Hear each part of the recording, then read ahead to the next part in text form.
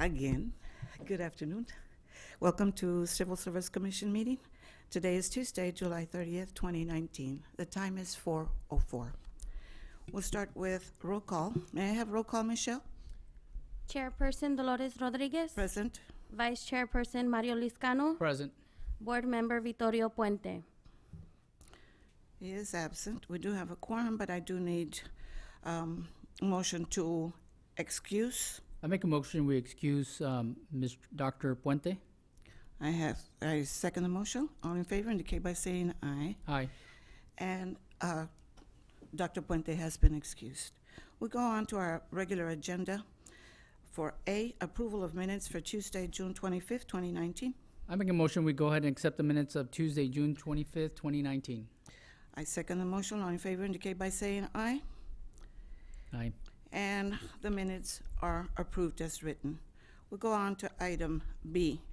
Consideration and action, if any, approving and accepting the raw and final scores from the promotional exam administered for lieutenant for the fire department on Wednesday, July 10th, 2019. Annalie?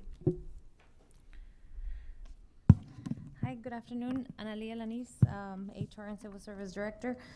Board members, in your packets, you do have the list of the raw and final scores for the exam administered on July 10th for lieutenant for the fire department.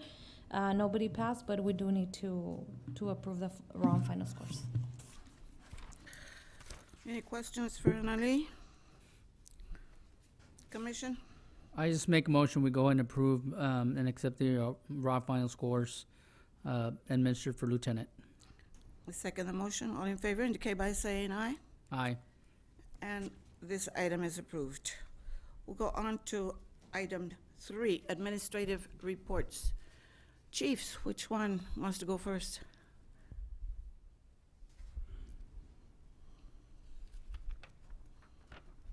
Good afternoon, Madam Chairman and Commissioners. First of all, thank you for, we just did the ribbon cutting for station number 4. I'd like to thank Commissioner Liscano for able to attend. I'm sorry you missed it. It was a great outing. I think everybody loved the station. And also, we received our new fire truck also, so it's already here. So we have both the fire station and the fire truck already available to start responding. All we're waiting for now is the contractor finish his checklist, and we'll be able to fully man that particular station. We sent several firefighters to the Texas A&M Fire School last week. They're already back. They had worthwhile training, and hopefully they'll be put in service for the citizens. Tomorrow, I believe, there's a active shooters conference at Doctor's Hospital. We plan to send several of our firefighters out there to learn some new stuff, and we'll invite any of the first responders here in the valley to attend it also. So I'll entertain any questions that you may have. The only question is, number one, congratulations, Chief, for your station. It is really nice, and I got to see your fire truck at the Pharr Event Center today. So as I was passing by earlier, one thing, what is a timeline so our citizens of Pharr can know when the fire department will actually be in existence? And it's just a general question. It's not a questioning anything as far as personnel or anything else, but does it look like in 30 days that we'll be operational? Hopefully the final list should be hopefully between now and the 16th. I'm hoping earlier than that, and we can get going. Great. And hopefully it'll be done by then. Well, congratulations again then on your station. Thank you, sir. Thank you, Chief Perez. Chief Luengo?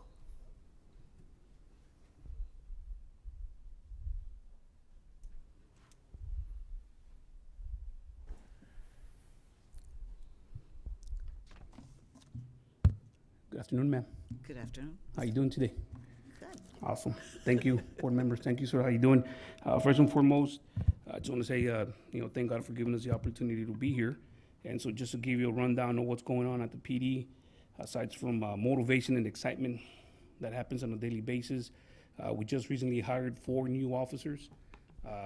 We actually have 2 more coming in that are going to attend the next orientation. It should be coming up here pretty close in August, I believe, is the next orientation. Total, we have 11 that should be coming in by the first week of August. So let me just give you a quick breakdown. 5 of them were just recently appointed. Mr. Liscano, thank you so much for being part of our ceremony. We greatly appreciate it. Again, the invitation is open to everybody. So we just had 5 of them that were appointed, and they're currently in their field training officer phase right now, phase 1. Phase 1 really is just familiarization for the officer that's coming in as far as how the unit works, what type of paperwork they gotta fill out, and whatnot. So the next 4 we have right now, we have 4 more that are actually finishing their in-service, and they should hopefully here coming up next week or so, get ready to be appointed, get their swear in, and then we can get them out there on the road as far as getting their FTO phase going on. Again, the last 2 are gonna be the officers that are coming into the new, to the orientation, hopefully coming in here in August. So that's the breakdown that we have right now for 11 officers that are coming into the PD. Just recently as well, we had our sergeants attend a supervisor training. This is a 40-hour course. We have 16 sergeants, and so out of the 16 sergeants, 8 of them actually received what is called a Trilogy Award that is sponsored by the FBI LIDA. And so what happens there is the award is broken down as far as you have to attend 3 courses. They're all 40 hours each. And they start you off as a first-line supervisor, command staff, executive level. So these 8 sergeants completed those 3 courses, about 120 hours of supervisory training, leadership training. And so what happens is they receive an award. We do have our lieutenants and our sergeants that haven't completed that part actually that are going to be attending that training coming in here in August at the regional training center we have here in Pharr.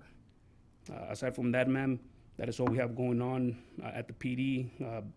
Majority of our time right now is going to the new hires and making sure that we welcome them into the family and help them out and show them and their family what the PD is all about, the city of Pharr. And so with that in mind, if you have any questions, I'm open to any comments, suggestions that you might have. Commission, any questions for Chief Luengo? No, Chief, thank you so much for your invitation, and it's very important for our civil service and also the volunteer training advisory board to be present so that the citizens can continue to be involved and so that our board members can be doing exactly what our city commissioner, our mayor wants us to do, which be liaisons between the organizations and our city leaders. I just have one more thing. I know that you said you had 2 more people that were coming up. How many more spots do you have available, Chief, for your patrol positions? Right now, like anything else, it's a competitive field. You plan for being able to fill in all the positions that you have. And aside from that, and I apologize, we also did fill up some vacant positions we had for investigators. So we just recently filled those positions, which on the back end creates more positions for police officers, entry level. So right now, as it stands right now, we're working on trying to at least fill 4 more. Okay. If we get to fill those 4, then we'll be, God willing, at full force for what's allotted to us as per the city. Excellent, and I know from our previous that's probably the best kind of record we've had in a long time, so congratulations for that. Thank you so much, sir, and I think part of it is part of us wanting to build a culture where we can help these incoming officers, have an opportunity to develop to be great officers, and what kind of opportunities we offer to them. And again, it's all part of having to compete with the surrounding agencies. What type of opportunities do you have available for them to develop? And so that is something that is an ongoing process for us here at the PD. And we appreciate everything, sir, that everybody does for the PD to make sure we're able to accomplish that. Thank you. Thank you. I just have one question, Yes, ma'am. Chief. I was asked a question, and I am going to relay it to you. I was asked when the communication center was going to be opening up. I said, we have not heard, so can you tell me more or less? Sure, not a problem. And so in previous conversations that I've had, and the latest date at least that I have was that it was going to be done sometime around June, late part of June, maybe moving into August. Like anything else, you plan for something, and so you have to also prepare for things that happen outside of your scope or out of your reach. I can get you a better answer, ma'am, most definitely. If you give me the opportunity, all I got to do is just get with the director, Mr. Ramirez, and I can give you a pinpoint solid date on what his plans are. And so, kudos to him and his hard work as he continues to work on the communication center and like anything else, we're open arms to helping everybody that needs our help. Thank you, sir. I think we're looking at mid-August. August? Mid-August. Mid-August? Thank you. If there are no further questions for our administrators, we'll go on to item 4, Civil Service Director's Report. Thank you. Thank you, sir. Chief. The only item to report to the board today is promotional engineer exam for the fire department that will be taking place on Friday, August 23rd, 2019. And I'll be here in the city commission at 10 a.m. And hopefully we have some people pass the exam.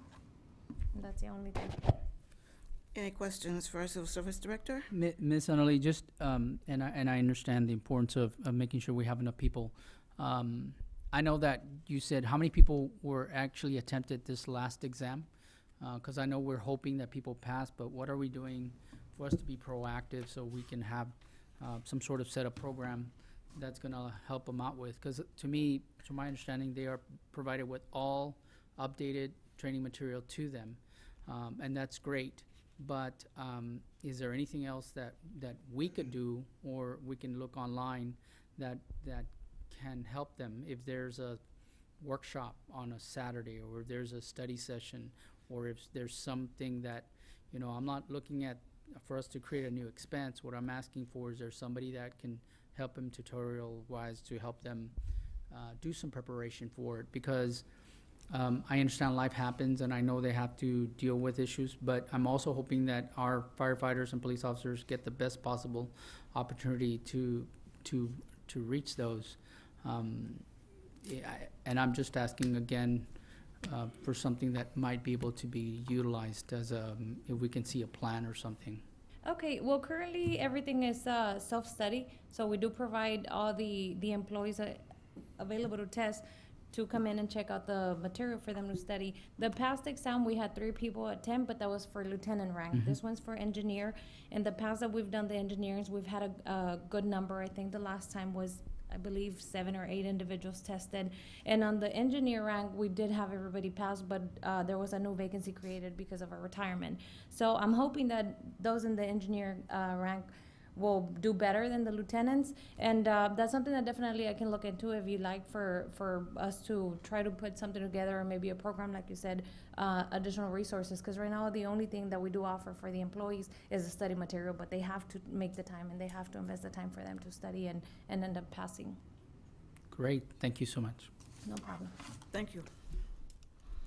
We'll go on to item 5, Civil Service Comments. Any comments from Civil Service? Yeah, I Commissioners? just want to just make sure that we appreciate serving as volunteers, and we do speak to a lot of our firefighters and police officers, and what we're trying to do is make sure that there's an actual communication.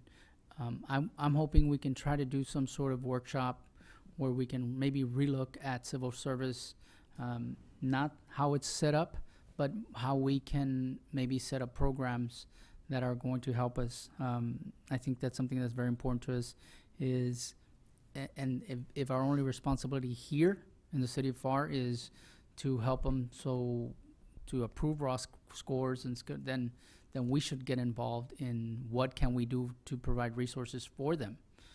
If that's our request to be here, then let's do something here than just accept raw scores. I just wanted to point that out because I've been seeing it that we have 3 people, and it is a cost to the city, and I understand that. And what I hear is like sometimes people take the test just to find out what's on it. Also, I understand that, but maybe we prepare them well enough. We'll omit that, and we'll look at closing the gap and whatever we can do for firefighters, police officers. We can do that. Can I ask a question? Do we charge for these exams? That's it. We do not charge the employee to take the exam, but we are charged for the exam. So there is a cost associated to the exam. They So run between 300 to 500 depending on the exam. So the employee can take it as many times? Many times. Yes. And if they pass, do they get an increase, a salary increase? Only if there's a vacancy and they end up being promoted. A lot of the times they'll just stay on the list, on the eligibility list, and if there's no vacancy, then the list will expire within 12 months and they have to test again, so there's no increase in their salary. So there is some kind of motivation for them to want to self-study, right? I would assume? Yeah, definitely, they're applying They're to applying promote, for, be prepared, right, for Correct. future? correct. Okay, so if the employee doesn't study, Can I just add, we did address this, I addressed this with, particularly with the fire chief, not the police chief. We did have a series of tests where nobody passed the engineer exam for the past year or two. He does have a full-time trained officer. I did tell him to get the trained officer either 8 to 5 or after hours, whatever, to get with the guys that wanted to take it. It wasn't mandatory, but to do an in-house training in a group setting, for them to go and train with the trained officer and train with the drivers to pass the exam instead of independent study. He did do that, and I think that's what attributed to his last round that actually passed. So it's in the works. and could we charge the employee? For the cost of the test, Why not? I mean, otherwise they're gonna be taking it as long as, until they pass it. I can find out what other neighboring cities are doing. I don't think in any other neighboring cities there's an actual charge. And I understand that our firefighters and police officers will get an increase, and that's definitely an incentive to any of us. I just feel that if we do have some non-costing existing where maybe some volunteers can provide that additional support, I'm all for firefighters and police officers to get the additional help. And if we have to look out for resources or we can get a grant or something for that education, we don't want to affect the city's budget at all or whatsoever.